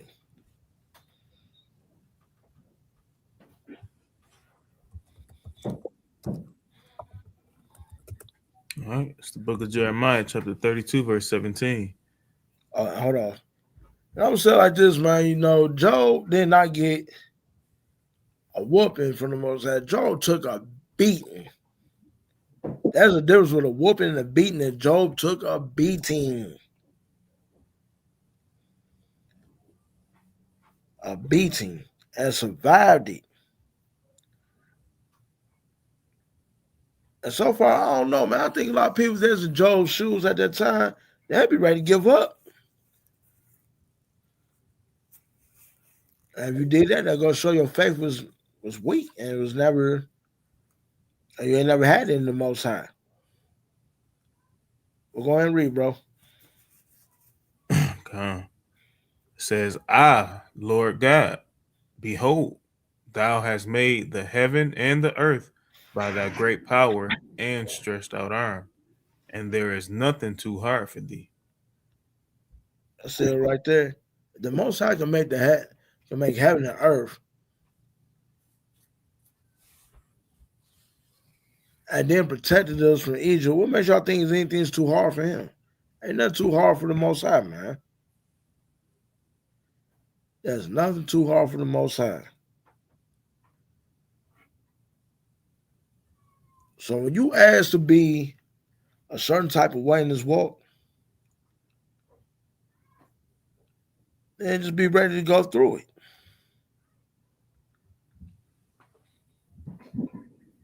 I said, man, we got an almighty and powerful God, man. What could be what's hard? What's hard? What can he not do?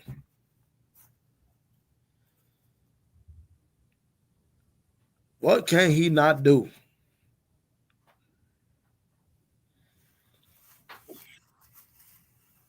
I jumped down to verse 27. All right, verse 27. Behold, I am the Lord, the God of all flesh. Is there anything too hard for me? And you see, y'all heard out his own mouth. He said, I'm the God of all flesh. And there's anything too hard for me? No, it's not. Right?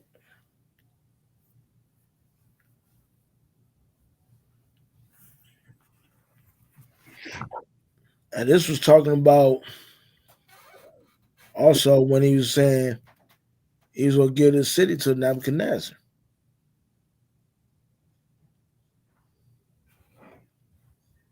And Jeremiah tried warning them. He tried warning Israel. He tried warning them many, many times.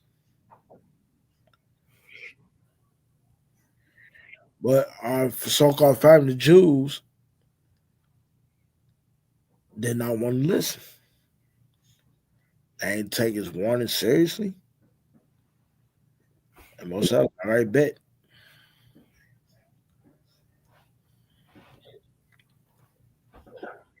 And that's what the Most High had to, and once again, discipline us.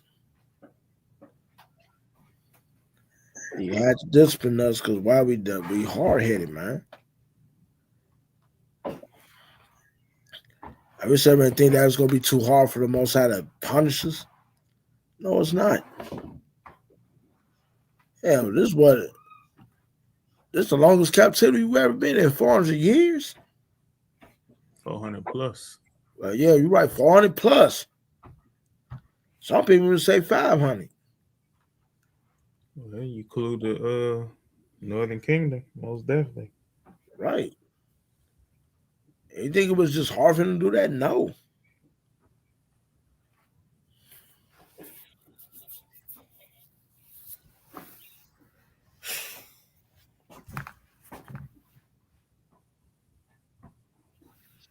Well, 400 years, 400 plus years, so 500 may say like what, 5 days to him, whatever. Nah, there ain't even a day. You're right, ain't even a day. For half a day.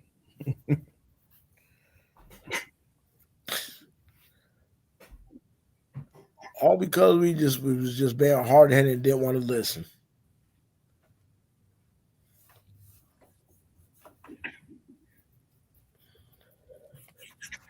And now we've been brought down to the lowest estate that we ever been in. Well, all honor, glory, and praise the Most High that we're coming back up. That we're climbing back up. We're scratching and clawing our way to get back to the kingdom. To get back what's ours. And the Most High had to do all that because we was foolish. And we kept blowing them off. And I'm gonna say this, man, and like you said, Jeremiah 4 verse 22, I have sottish children. Most High said we was stupid, and he's right. Man, we the only one in this world that had the cheat code. We was placed above all nations. We had all the law, statutes, commands, and we traded and we gave it up for the sins of the world.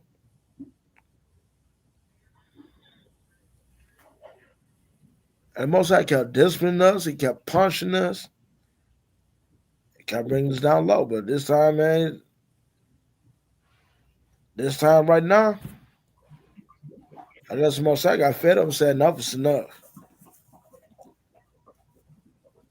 So now it's about to be like, this time I ain't about to even keep whooping these badass kids. I'm going to just keep 1/3 of them that wants to keep my law, statutes, commandments.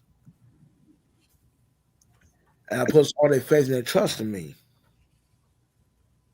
Anybody that's 2/3, hey, I'm done with you. I don't have nothing else to do with you.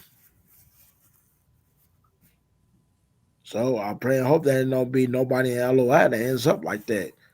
Or hell, even my brothers in HOI, JLT, the ones in IUIC, man, all of us, man. I pray that we all get that together. The next discipline is like a fire. And there's no way, and you ain't getting out of that one. That is a forever punishment. All right, I'm gonna bring out 2 more. And then we're gonna be done.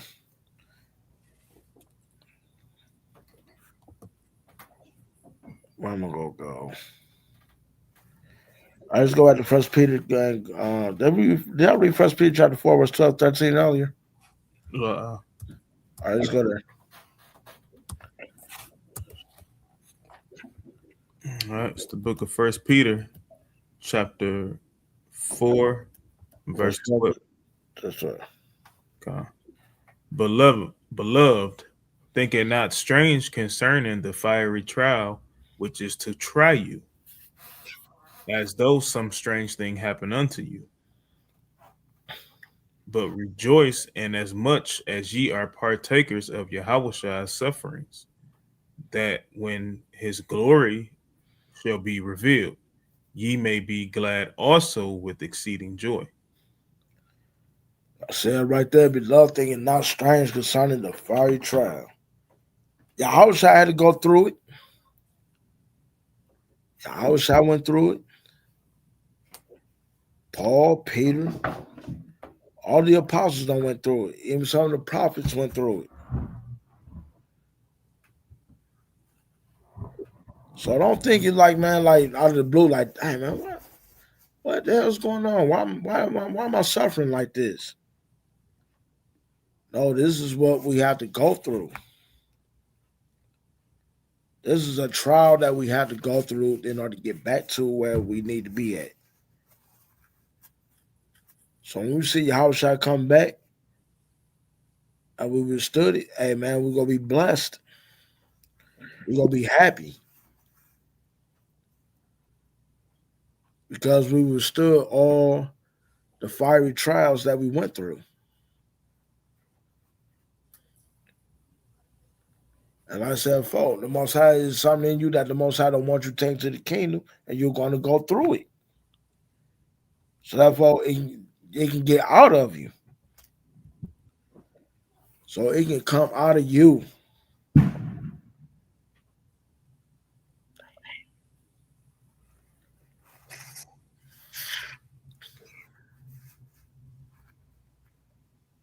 So like I said, man, there's just something to be happy about right there. You got anything you want to add, bro? All right.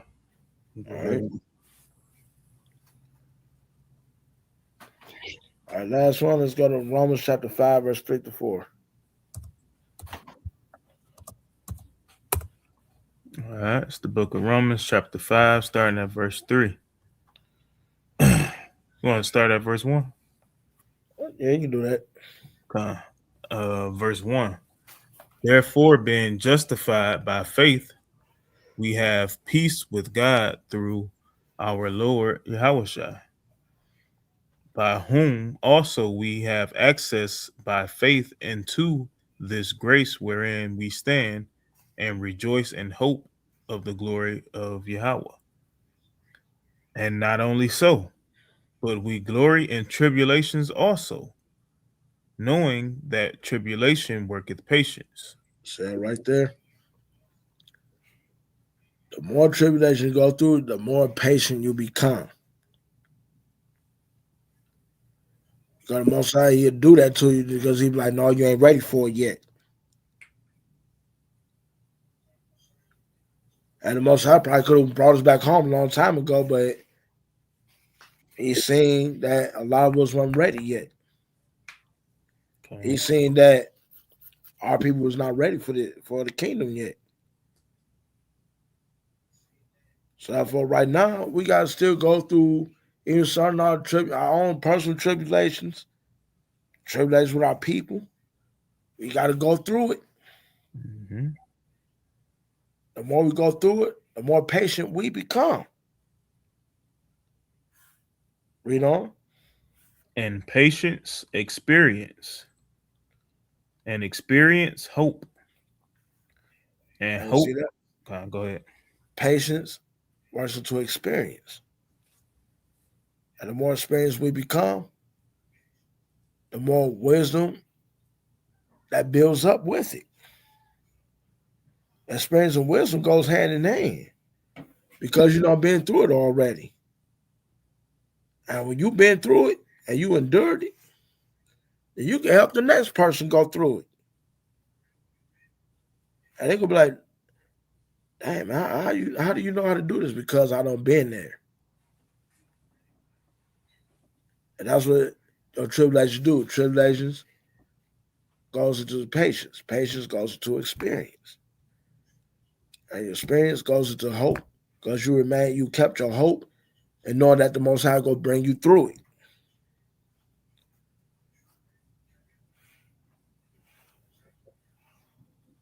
It's going to show that you endure through the Most High's chastising.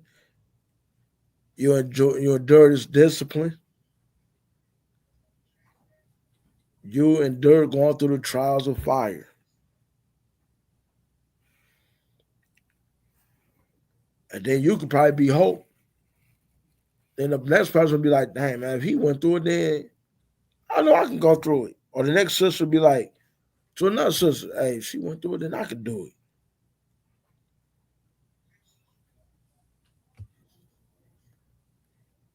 Right? Where we at? Verse 5. Verse 5, right? Go ahead. And hope maketh not ashamed, because the love of God is shed abroad in our hearts by the Holy Ghost, which is given unto us. I see that because we hoping our God will never make us ashamed of nothing. Because it's going to show that we love our God.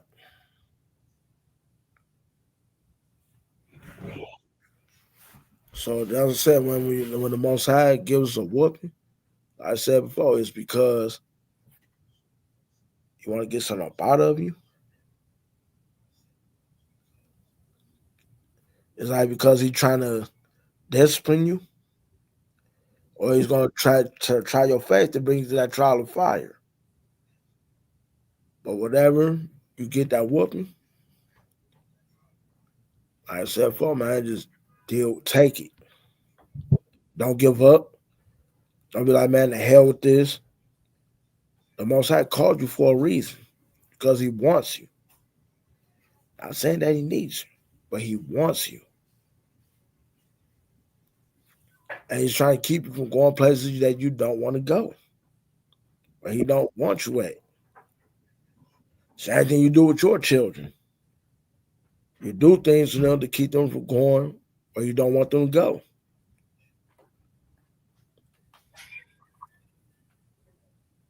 And you get up there to that kingdom, the Most High gonna be sitting in his throne, smiling like a proud dad, watching all his kids that made it. Yeah, I got that from Nas, but hey, it works.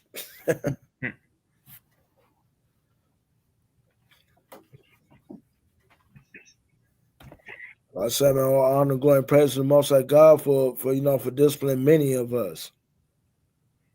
For disciplining many of us. Because he could have just let us went on ahead and been out there in the world, we could have been destroyed. And I want to give him also a shout out to all the elders he brought in our life, man. Those who went out there in the 70s, like from the 70s, the 80s, and the 90s, man, went out there preaching the truth. And they could have lost their life for it, but they didn't. Well, except for one, which was Elder Bivens, Abba Bivens. Because he was destroying the doctrine of those damn Muslims and they couldn't handle it.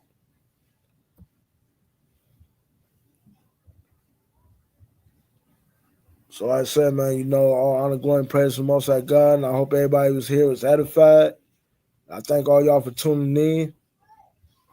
Kwam Yasharala. Kwam Yasharala. Of course, most definitely a couple things. First, just bringing, continuing awareness to the second annual Detroit Fun Day, right, for friends and family, mainly, for the children. Of course, it's 15 per household, 10 for a single adult that want to bring their kids or whatever the case may be, or you just want to bring yourself. We're doing a 50-50 raffle, which is, $5 a ticket. I'm not sure of the breakdown. I think last year we did like a first, second, and third prize. But I know the sisters can give more detail on that. But you can get that detail, if you RSVP, which, we want everyone to RSVP by the 19th, at minimum. You can cash app that, or if you RSVP, just let us know that you're going to pay in cash. But so that way we still have a proper head count, of, how much food that we need to get. Of course, it's, Bible trivia, talent show, fun and games. Yeah, musical chairs. It's going to be a good time, y'all. It's going to be a great time. Oh, and add on to that, yes, the talent show. There will be a talent show for the kids. For anybody that's, let's see, well, at least for the young ones, I say for up to 5 years old to 9 years old. And yes, the brother Yashwan is giving out a cash prize. And I love the kids, and I want to see how talented they are. And we also going to do one for the Bible trivia as well. So it'll probably be for a little bit for the older kids. So for all you kids out there, you youngins out there, I better brush up on y'all studying. And y'all better know this, and that. Place, genealogy, geography. Study. Study. Because this is going to be a nice little cash prize for y'all. So the study, and for all you young kids out there that got talent, hey, get to practicing. I look forward to seeing all the grown-ups there, and everybody and all the kids coming out and having a great time. Oh, and also we don't forget about the Lighted Up Living Noise Unity Camp, which is next week from 1 p.m. to 9 p.m. on the 11th of July. The camps involved is Lions of Israel, Yahawah's law keepers, vanguards of Israel, Jacob's lost tribes, Army of Yahawah, and the house of Israel. So, man, we're going to be out there getting our rebuke on, our edification, and correction. So come out and support the brothers. And yes, the sisters will have drinks out there for us. Come out there and meet, and if you're a sister out there, you sing, come out there and meet the sisters. And if you're a single brother, come out there and support the brothers and meet them as well. That's all I got. Hey, all praises, man. Definitely some, good things coming, for us. Most High putting us in position to do certain things. So got to give him all the praise, honor, and glory. To Wild Blessing, you know what I'm saying, as usual. You know what I'm saying? You bringing it out straight from your spirit. And anytime that happens, we know that it's of the Most High. You know what I'm saying? So all praise to the Most High, y'all. Y'all enjoy y'all Sabbath day, because I know I am. All right, it's been a long week, we know, because of the heat. Me personally, I seen Sis Rose say early she loved the 90 degrees. I hate it. I can't stand it. You know what I'm saying? But every day above ground is a blessing from the Most High.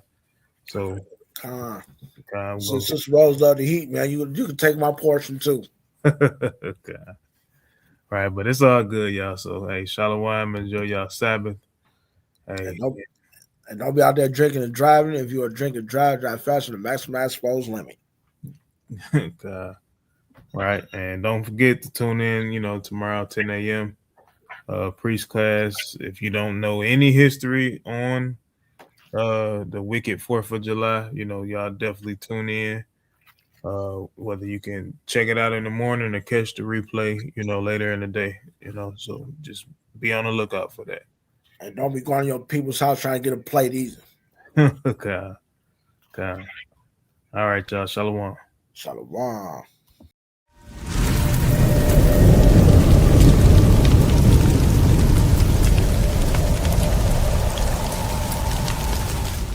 From 100. Yeah.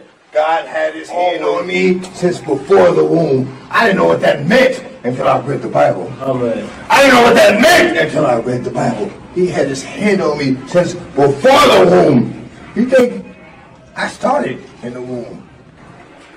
He had his hand on me since before the womb. Like, oh, this is going to do this. He's going to make this happen. You're going to touch this person. You're going to touch these people. You're going to... Yo. I am God's child. I am God's child. I am God's. Yeah. The gyms are closed. I gotta get this aggression out. Let's go. I describe myself as cold with a conscience. Can't roll with the nonsense. Don't mistake the cover of the book for its contents. I might show you kindness, swim with the piranhas. Things that we forget tend to come back and remind us. Like we all have a past we wanna put behind us. Designed to be good, but evil always seems to find us. A man can only change the things he acknowledges. Lust is heat is flame, but skills over politics won't be the same. What really has me stressing out? The gyms are closed, so I can't get this aggression out. Before we get the promises, there must be offenses. The Bill Gates of hell won't prevail against us. They don't really want, but we speak it to them. They don't really want, but we teach it to them. They don't really want, but we give it to them. We got the whole package, baby. They don't really want, but we speak it to them. They don't really want, but we teach it to them. They don't really want, but we give it to them. We got the whole package, baby. Say my prayers. Thank God for blessing me. My life's an open book. Could that be why they're testing me? Maybe everything I do is done out of necessity. Stock is on the rise. I think you should invest in me. It's not strange. I'm money like blockchains. Except the things in life that I cannot change. Chant down Babylon. Payback is coming. I ain't LeBron James. You thought I came back for nothing? The game is canceled in the blink of an eyelash. Flow is sick. Grab your N95 mask. The new normal, it gets even scarier. All black and white, there is no gray area. Plain as day, we got the whole package, baby. Competition, their rhymes are all average. And that's my 16, nothing else to say, y'all. 5G raps, find me under the radar. They don't really want, but we speak it to them. They don't really want, but we teach it to them. They don't really want, but we give it to them. We got the whole package, baby. They don't really want, but we speak it to them. They don't really want, but we teach it to them. They don't really want, but we give it to them. We got the whole package, baby. Bounce.